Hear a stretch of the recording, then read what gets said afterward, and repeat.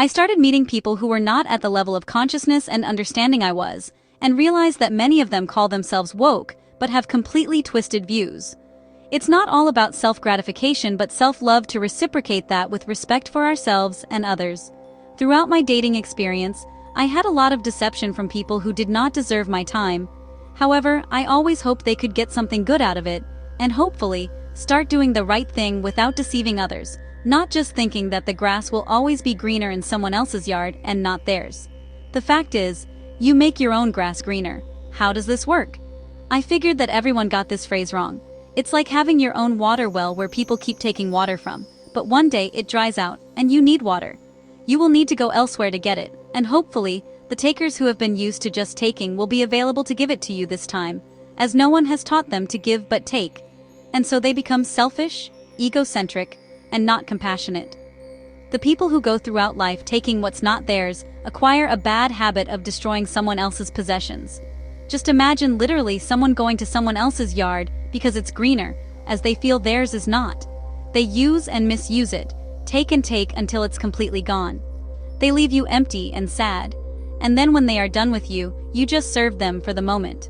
So, they move on to the next neighbor, and so on, leaving everyone's yard empty. These people who move on in life this way do not know how to create a love for themselves from within. Because when you know how to do that, you will be capable of watering your yard every single day. It will always shine, so no matter who comes your way to steal and take from you, you will be able to make your yard greener and alive all the time.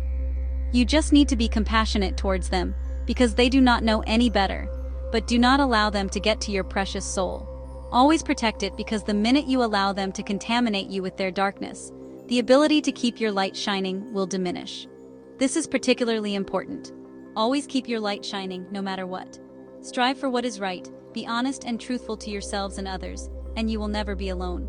I recently started to get this dream back again. I used to have this dream a lot during my 20s. I would dream about large waves coming at us, and we all were running away from them. In my dream, I was on a large ship, or I was on land, running and going away from these waves to the top of the buildings, so we could be safe. Another time in my dream, we had people on the top of the buildings, watching for these large waves coming, while the people were moving up to the mountains every time. Yesterday, this same dream woke me up at 5 in the morning. In my dream, I was separated from my mom, as I live in Texas, and she lives in South America. In my dream, South America also disappears. The weird thing is that the same morning after I woke up, I saw a video of someone called Gordon Michael Scallion. I'd never heard about this person, or his maps and his predictions about how the world would end, as historians come up with their theories on how natural changes have affected the continents and the shape of the world. Gordon Scallion's history says that after seeing a bright light, a face of a woman told him to write all the messages that he would be told or see about future changes that will happen on this planet. Again, I'd never heard about this person until today, February 27, 2021. In Scallion's world map, South America disappears underwater. At this moment, I realized that people around the world were being chosen to come forth with their stories to tell others what is truly going on, and wake up from what others had put us through, preventing our progress, physically, mentally, and spiritually. Last year, 2020, something big changed around the world with the pandemic. In fact, as I told you earlier, my background is in finance and economics, and anything that has to do with geopolitical science that has a social and financial impact on a country gets my attention. As I came from a socialist country in South America, I wanted to better understand why the less fortunate countries had to suffer from poverty, another reason why I enjoy researching news and articles about the global risks. Before 2019, I was only paying attention to the United States news, unemployment rates, mortgage rates, US stock market news, etc., until I started to look into what China was doing in dumping the US Treasury bill and acquiring lots of gold. They were also taking lands in Africa and other parts of the world, which made me wonder what was happening with their tactics. The CCP is not known to be honest with their doings internationally, and domestically, I knew that the USA was not doing great financially. If that were the case, then why were so many people slowly moving to Texas in the last 10 years, and even more in the last couple of years? The national debt doesn't lie, but it became obvious that the stock market does not move along with the economy of a nation. In fact, it's an economy of its own, as it deals with securities across the globe. As soon as we all received the information through the news about China's coronavirus, I knew that this would expand and could potentially destroy the USA economy. This was not something that was going to leave anytime soon, but in fact, was going to change things in the US and around the world. The United States and the world only need one black swan event to shut them down to go south. As long as they keep the dollar as the currency of exchange, printing money and bailing out businesses will keep them afloat. But the bubble will burst sometime in the future. The more investigation and research I did about the virus, the more I realized it was not something that had just come casually from someone who'd eaten bat soup at the market in Wuhan. This was more than just a social and geopolitical war, using a virus as an invisible and biochemical weapon, which helps to promote vaccinations, changing people's DNA. Finding more about the virus and how it was created made me so upset to find out that this had already been planned by the few who think they are gods, trying to determine the people's future. For this, you will need to understand the socioeconomics and geopolitics around the globe to see and understand what is going on. Unfortunately, many people are blinded by celebrities who keep them away from reality and persuade them to believe in totally immoral things as normal and accepted. Their persuasion is based on their own beliefs that there is no God and no eternity. For you are here to enjoy your time, do whatever you want, as there are no consequences for your actions. Just have fun, as long as you feel good about it, because it's all about you. Does that sound familiar? All I will say is that this philosophy is selfish and entitled. Yes, you need to take care of yourself, love yourself to understand your value, while discovering and understanding your value as different and unique. You will be able to understand and appreciate other differences and uniqueness too, not selfishly but selflessly and compassionately. We all come from the same source, our Creator, but we are all unique and different. So the philosophy I hear of, we are all one, is not true. As I said before, physically, our souls are made of material, just like our body. Our soul is energy, and our body is the dirt from this earth, which will disintegrate someday when it cannot help supporting our soul to be its home anymore. How do I know I am unique? That is a dumb question. One night I woke up all exhausted and restless. In my dreams I was fighting a demon, I'm not sure which one, but it seemed like it was Lucifer himself. He pushed me down the edge and I was falling, almost hitting the floor, until a light from above held me and didn't let me crash on the ground. It held me in the air for a few seconds until I was fueled with strength again, and I kept going with my fight and made him disappear.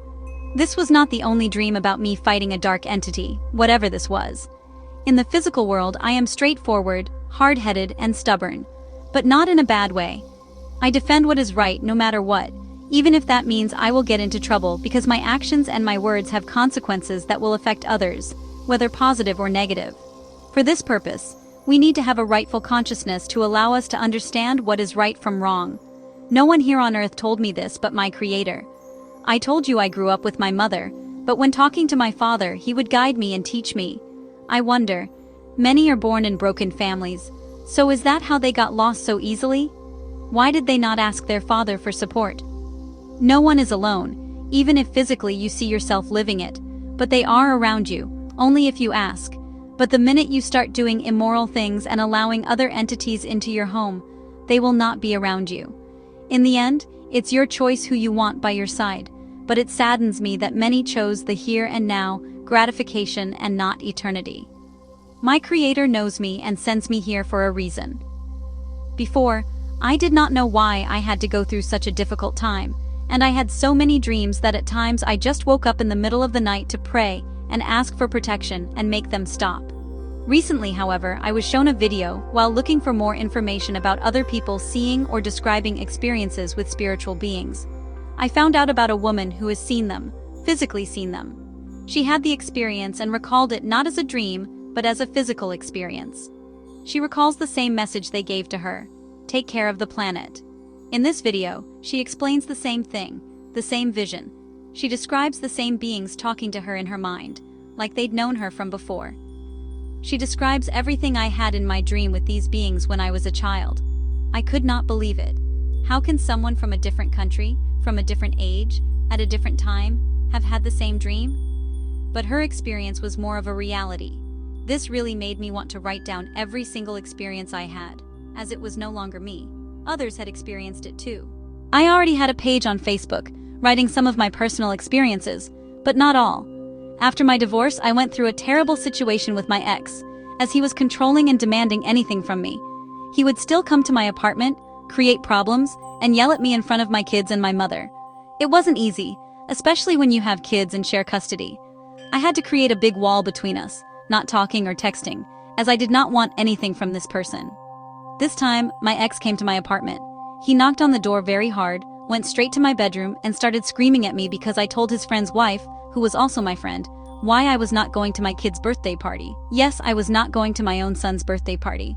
This hurt me a lot, but I was not going to stand and mingle among people who have low morals.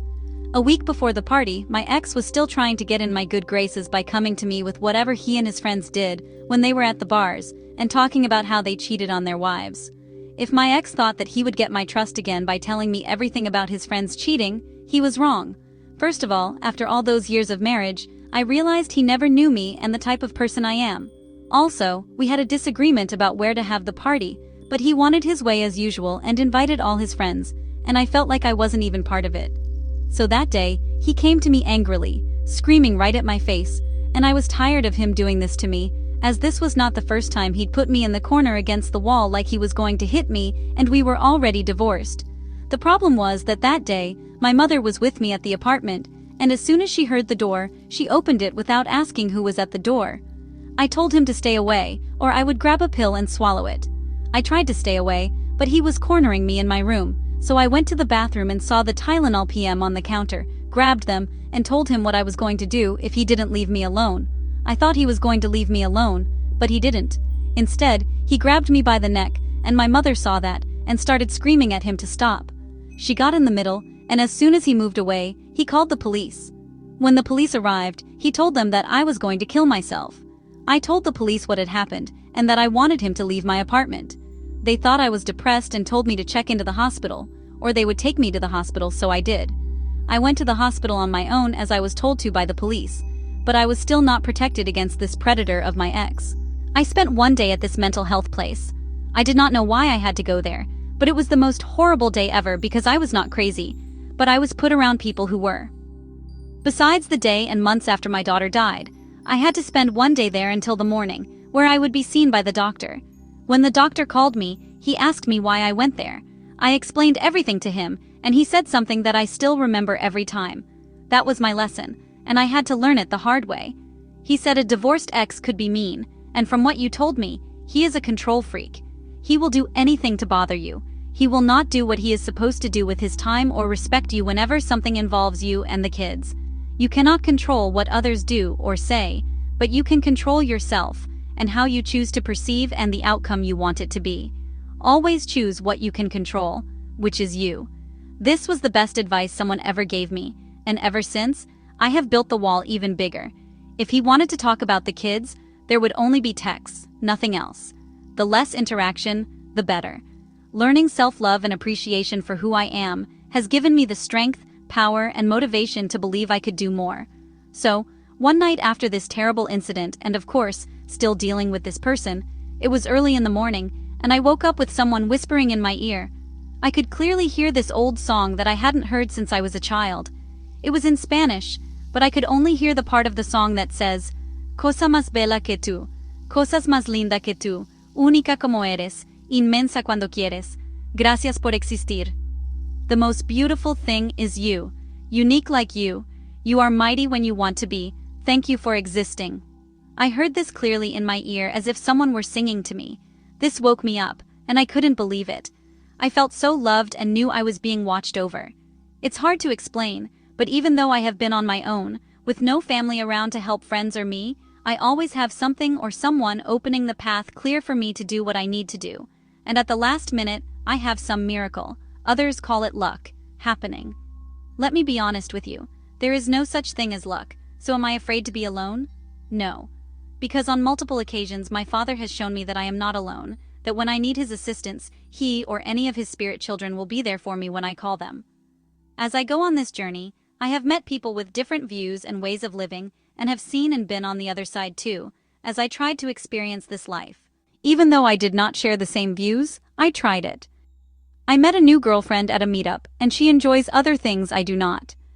I am just going to say that they would invite me to go dancing, and since they knew I did not drink, I was actually the perfect chauffeur, the one who was going to drive them all back home and still be sober.